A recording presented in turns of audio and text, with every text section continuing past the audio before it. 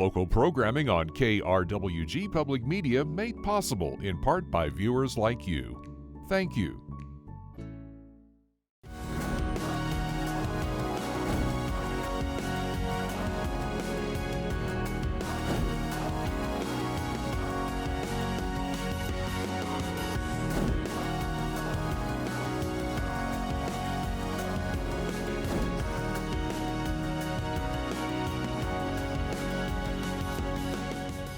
This is Fronteras, A Changing America. I'm Casey Counts. Thank you for joining us for a brand new season and our first episode for 2026. It's never too late to make resolutions for the new year. Staying active and engaged is important at any age, but even more so as we enter our senior years. According to the National Institute on Aging, participating in social activities can help maintain well-being and independence, and even lessen the chances of developing certain diseases like dementia, heart disease, and stroke. The City of Las Cruces offers a variety of options for social and physical activity and an array of services to help seniors stay healthy and well. Senior Programs Recreation Facility Manager for the City of Las Cruces, Behrens, is here to talk about that array of options. And later in the program, we'll introduce you to a program that connects veterans through golf. But we begin with the New Mexico Senior Olympics, which celebrated its 44th annual games over the summer in Las Cruces. Senior TV producer Courtney Hill introduces us to athletes from across the state who came together to celebrate competition and camaraderie and go for the gold.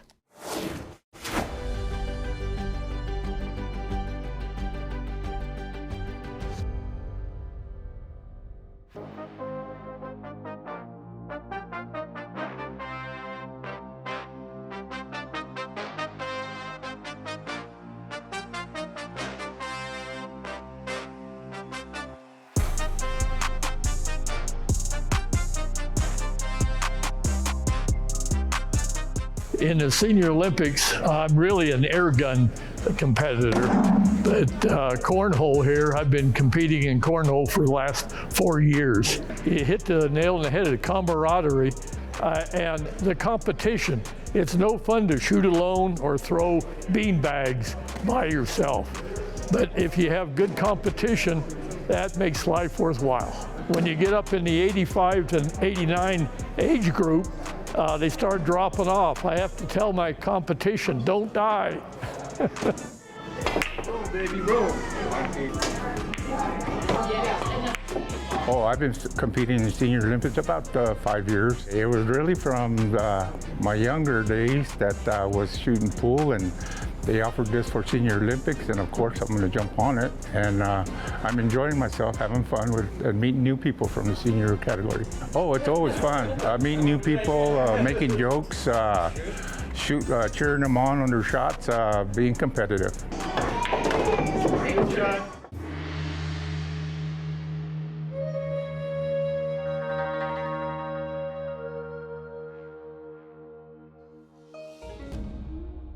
Well, just before COVID hit, I picked up Tai Chi again, started studying it. I think I've been studying with Doug since the summer of 21. The sword form that I just did, I've been working on for about a year now. It's the competition. There isn't much in the way of competitions in New Mexico. The Senior Olympics, this is kind of the only thing available in New Mexico at the moment. It's good to just meet all the people here and see different styles. I hope to keep doing it. Hope we have more competition here in New Mexico.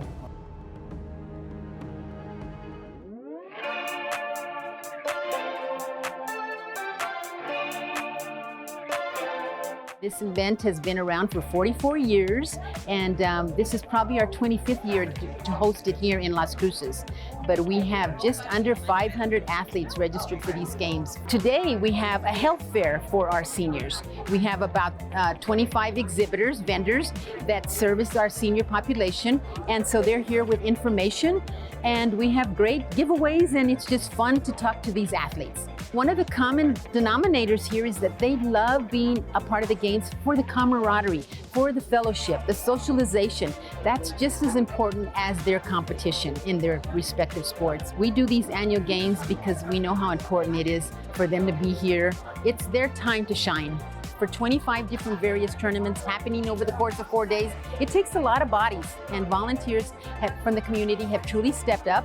And even our seniors, they step up. If they're done at their competition, they pitch in, they help with scorekeeping or tabulations, whatever it needs to be done at their respective events. So we're very blessed to have 150 volunteers part of the games.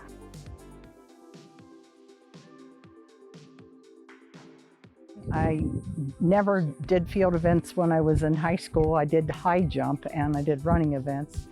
And I thought, well, that sounds like fun just to do the high jump. But then I started doing some of the other things, picked up a discus a couple years ago, picked up a javelin, and here I am.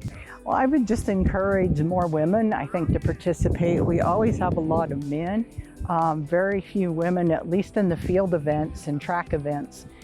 So come out and pick up a javelin and pick up a shot put and give it a try. We had one old lady a couple of years ago that came from the Navajo Nation, and she said, well, I've never done this, but I throw rocks at dogs and snakes. And she threw it, and it didn't go very far, but she won a gold because she was 80-something, and everybody cheered for her. So that's the kind of, community spirit that we have.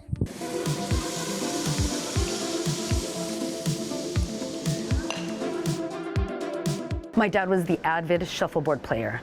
Didn't know anything about shuffleboard until he joined Senior Olympics, and it was amazing. I would practice with him, and I said, when it's my turn, this is what I'm doing. So sure enough, here I am. I played singles last year when I was first able to play, and this year I convinced him to do doubles with me. It's like a reunion.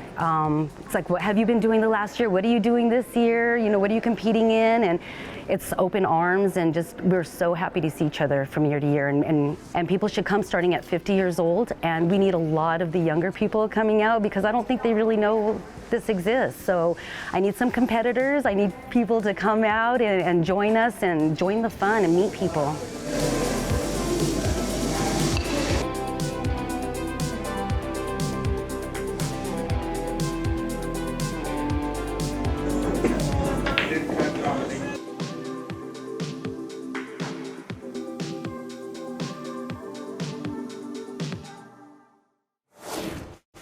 If you're 50 or older and interested in competing in Senior Olympics, you can visit nmseniorolympics.org.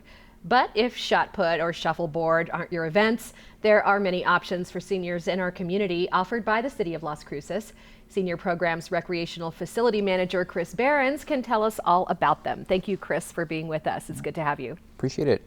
Thank you for having me. Why don't we start out with some of those recreational programs? We just saw that great piece about the Senior Olympics, and not all of us can be gold medal winners at any age. Mm-hmm. But there are some lighter activities and lots of options through the city. Where do you want to begin? Sure. Well, I think the biggest draw that we have to our center, it's going to be our art programs. We've got several art programs in a wide variety of disciplines at virtually all of our senior centers. But I really think that the most unique thing that we have here in the City of Las Cruces is a lapidary and silver jewelry lab. It's, as far as I'm aware, the largest in southern New Mexico, and I think it's also the largest public shop available even in the El Paso area as well. So how do you find the right people to put into those spaces and help seniors learn those crafts? So we're almost completely reliant on the volunteers that we have to teach these safety classes that customers need to take before they're allowed into the labs, as well as maintain the machines and kind of advise my staff on the right supplies to purchase and everything like that. So really it's just about finding who attends the activities that's the most interested, who's the most engaged, and has that drive to give back to the community, and giving them the tools necessary to do that work for their fellow seniors. Virtually all of our seniors within the art program, virtually all of our volunteers within the art program are seniors themselves. Let's talk a little bit about some of the fitness programs that are offered. What can you tell us about those? Sure. So we've got a variety of fitness programs as well. The most popular that we have currently is our dance classes.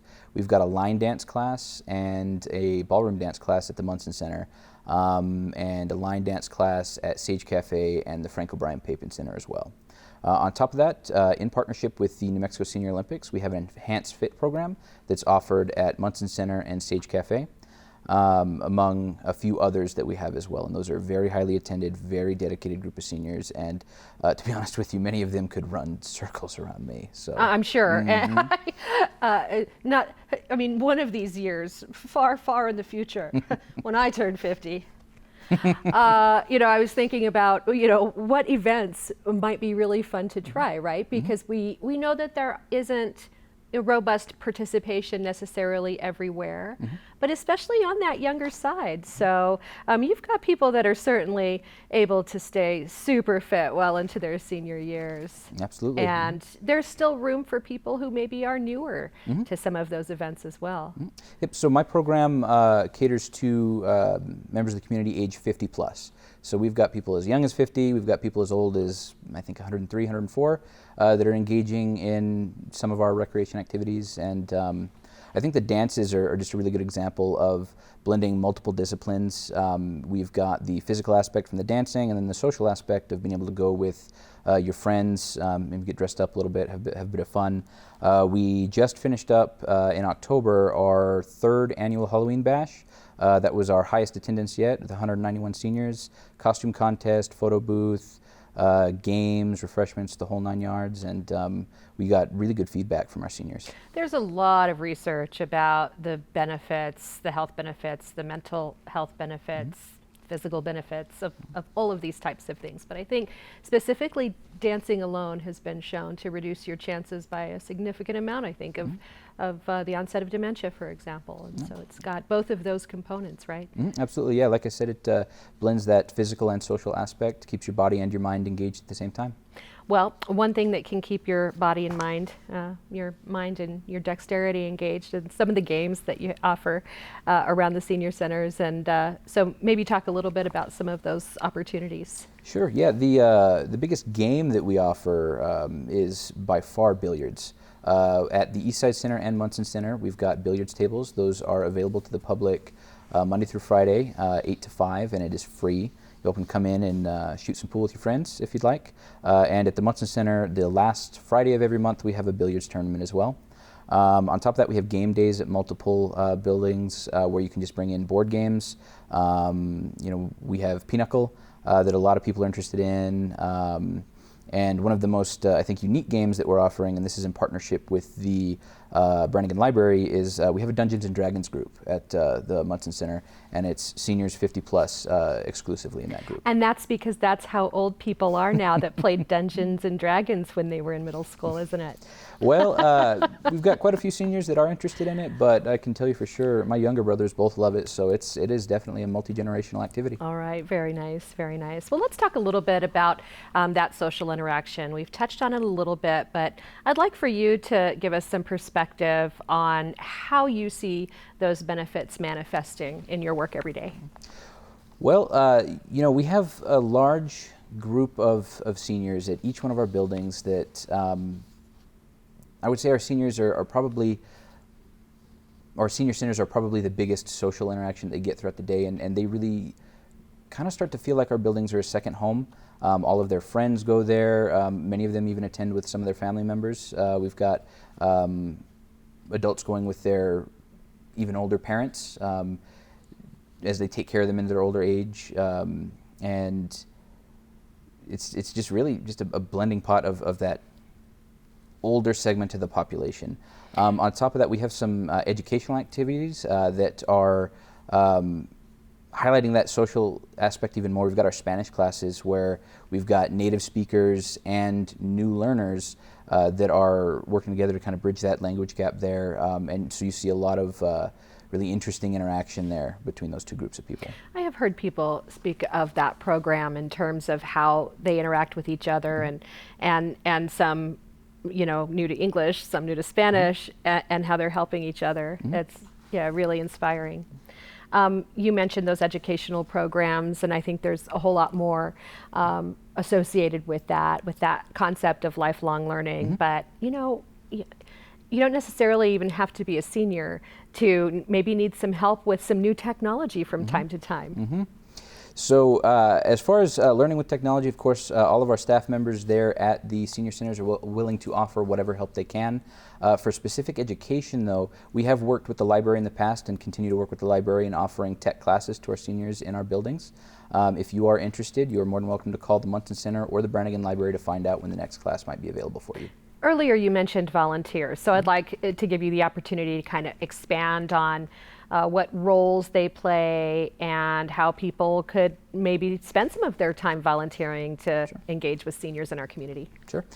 So the volunteer program, as far as I know, started as the Retired Senior Volunteer Program many years ago, and that evolved into what it is today, the Volunteer Network.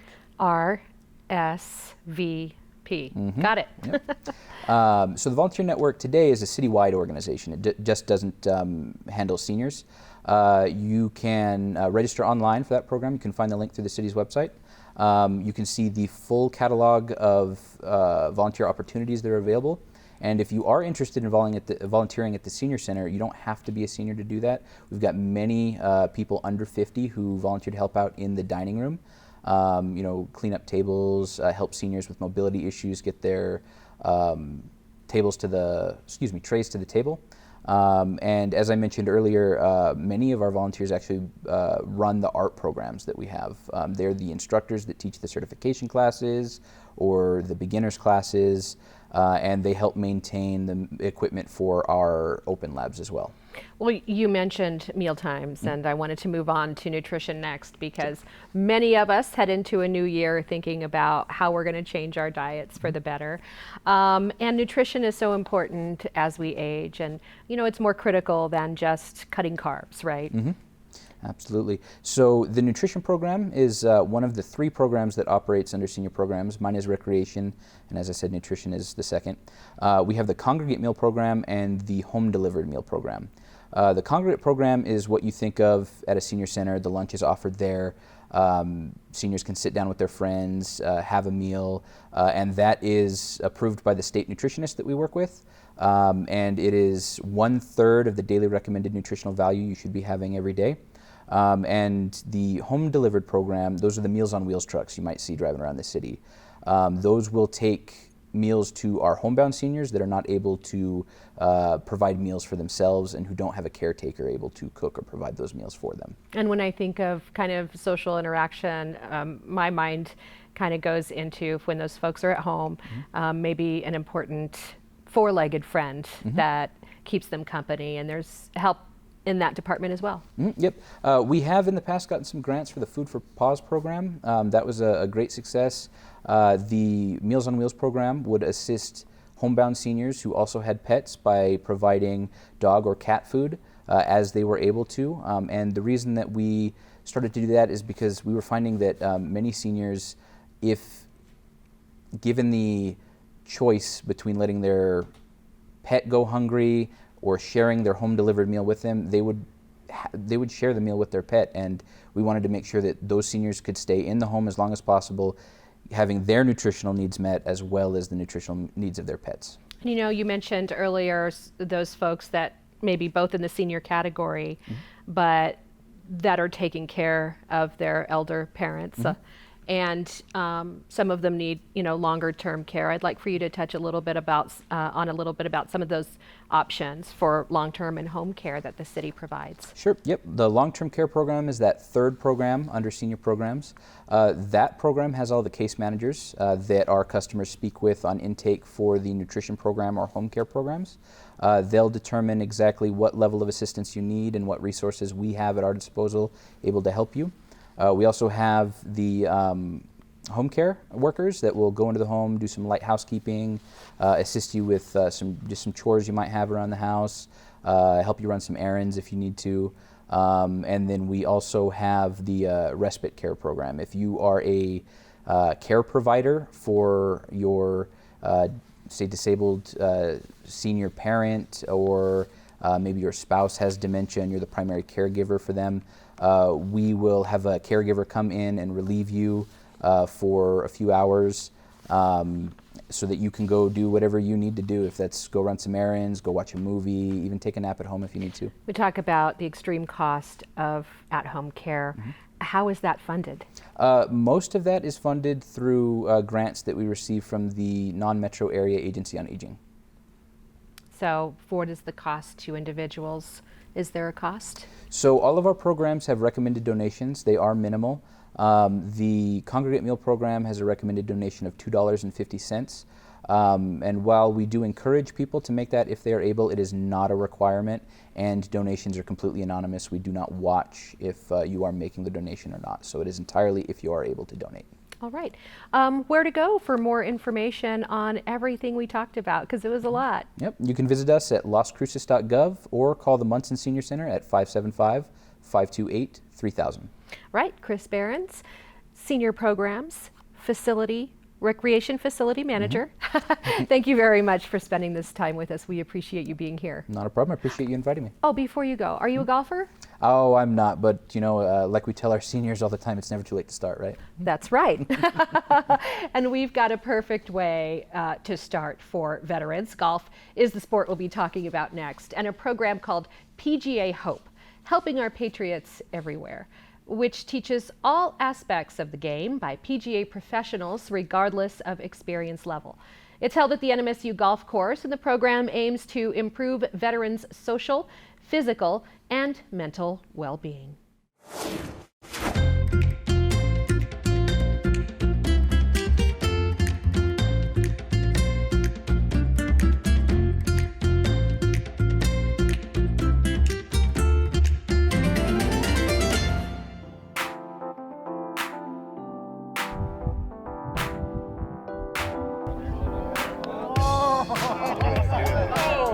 Here today we're doing free golf lessons for veterans and active duty to enhance their emotional, social, and mental well-being.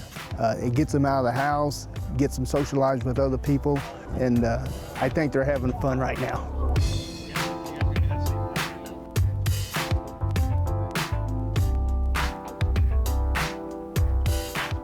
I found out about the program through a friend of mine, which he convinced me to sign up. And then he couldn't attend the program after all, so I'm here by myself. I'm fully retired now, so I've been in it for about a year now. So I want to learn some good habits and not bad habits. Hopefully improve my game as I start to play, you know, take it on as a new hobby into the future. This gives positive roll. Once you start kind of getting that reverse lean. I think the biggest impact it's had on me, just from the golf perspective, I love being around golfers and getting to talk to them. But when you kind of layer that on with the veteran piece, it's one of the things you'll hear if you talk to enough veterans. You'll hear them talk about how much they miss the camaraderie of being around other veterans and other people that have served, and kind of the experiences that we all, the shared experiences we all had. And being able to do that on a golf course and getting to meet, you know, some great people, like I said, both here up at Albuquerque when we went up there last fall, and being able to connect that has been great. Being able to really take that message out and go out and say, hey, this program, you gotta come check this out. Even if you never golfed before, just come out and hang out with these guys. It's fantastic.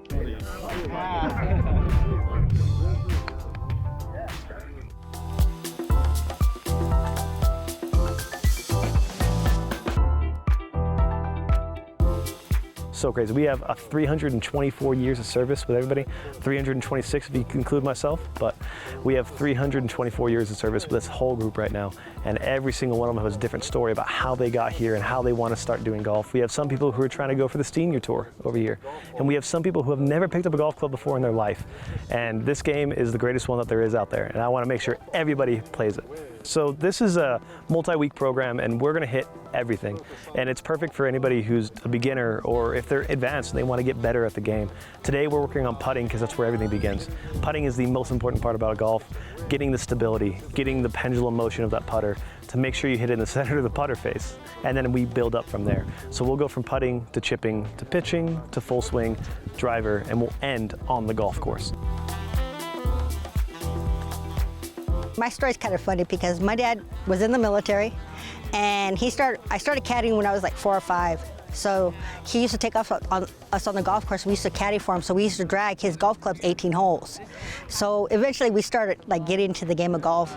And so me and my brothers have also picked up the game, and I just love what I do. I just love golfing. The reason why I think people should join this is because of the fact that people don't realize what service members go through, either coming out of the military and come into civilian life. And I think that coming together as a group actually builds service members up, and to be able to talk and get out your problems. If you have any problems, you're always willing to help out.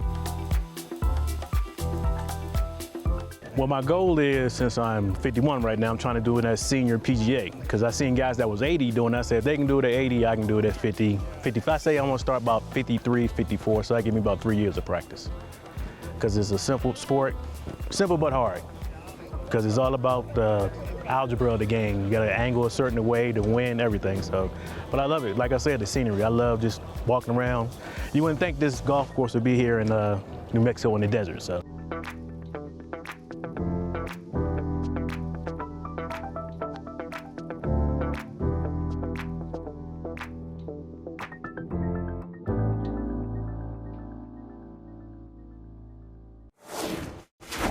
Thanks to senior TV producer Courtney Hill for introducing us to that program.